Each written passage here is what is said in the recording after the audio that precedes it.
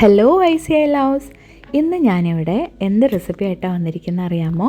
മില്ലറ്റിൻ്റെ അപ്പത്തിൻ്റെ റെസിപ്പി. അപ്പോൾ നമുക്ക് എങ്ങനെയാണ് മില്ലറ്റ് കൊണ്ട് അപ്പം തയ്യാറാക്കുന്നതെന്ന് നോക്കാം. ഇതിനായിട്ട് ഞാനിവിടെ ബാർണിയാർഡ് മില്ലറ്റ് അഥവാ കുതിരവാലി മില്ലറ്റാണ് എടുത്തിരിക്കുന്നത്. ഞാൻ ഈ ഒരു ഗ്ലാസ്സിൽ 2 കപ്പ് മില്ലറ്റാണ് എടുക്കുന്നത്. നിങ്ങൾക്ക് ഇത് കോഡോ മില്ലറ്റോ ഫോക്സെയിൽ മില്ലറ്റോ എന്താണേലും എടുക്കാം കേട്ടോ. അപ്പോൾ ഞാനിവിടെ ബാർണിയാർഡ് എടുത്തിരിക്കുന്നത്. ഇത് നന്നായി എടുത്ത് നമുക്ക് ഒരു 3-4 മണിക്കൂർ കുതിർത്ത് വെക്കണം. അപ്പോൾ ഇത് 3-4 മണിക്കൂർ കുതിർത്തെടുത്ത ശേഷം നമുക്ക് മിക്സർ ജാറിലേക്ക് വെള്ളമൊക്കെ കളഞ്ഞിട്ട് എടുത്തിട്ട് സ്വല്പം വെള്ളം ചേർത്തൊന്ന് നന്നായി അരച്ചെടുക്കാം. ഞാൻ 2 തവണയായിട്ട് ഇത് അരച്ചെടുക്കുന്നത്.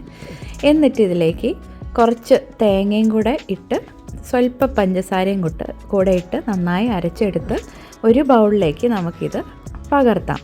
ഇത് ബൗളിലേക്ക് പകർത്തിയ ശേഷം ബാക്കി സ്വല്പം വെള്ളം മിക്സിയിലോട്ട് ഒഴിച്ചിട്ട് ഇതുപോലെ നന്നായി എടുത്ത് ഒരു പാനിലാക്കി നമുക്കിതൊന്ന് കുറുക്കിയെടുക്കണം. നമ്മൾ അപ്പത്തിന് തരി കുറുക്കുന്ന പോലെ.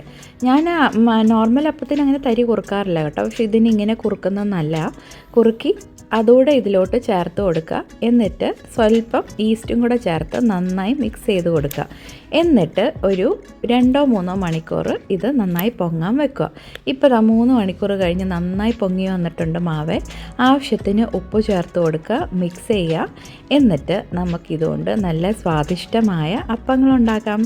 ഇപ്പം മില്ലറ്റ് അല്ലേ, എങ്ങനെ ഉണ്ടാവും ടേസ്റ്റ് എന്നൊന്നും വിചാരിക്കേണ്ട കേട്ടോ. നല്ല യമ്മിയാണ് മില്ലറ്റ് കൊണ്ടുള്ള അപ്പം. അതുപോലെ ദോശ, ഇഡ്ഡലി ഒക്കെ യമ്മിയാണ്.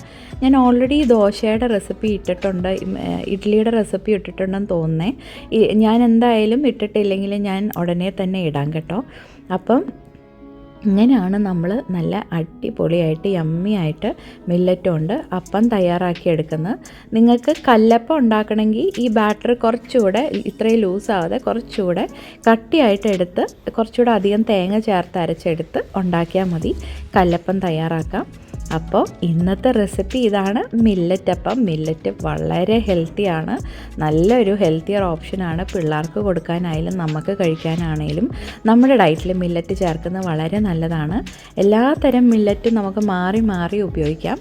അപ്പോൾ എല്ലാവരും മില്ലറ്റിൻ്റെ ഈ അപ്പം ട്രൈ ചെയ്ത് നോക്കുക. എപ്പോഴും പോലെ എന്നെ ഫീഡ്ബാക്ക് അറിയിക്കുക. വീഡിയോ ഇഷ്ടപ്പെട്ടെങ്കിൽ ലൈക്ക് ചെയ്യുക, ഷെയർ ചെയ്യുക, സബ്സ്ക്രൈബ് ചെയ്യുക. വീണ്ടും ഇതുപോലത്തെ അടിപൊളി റെസിപ്പി ആയിട്ട് കാണുന്നവരെ ബൈ, സ്റ്റേ സേഫ്.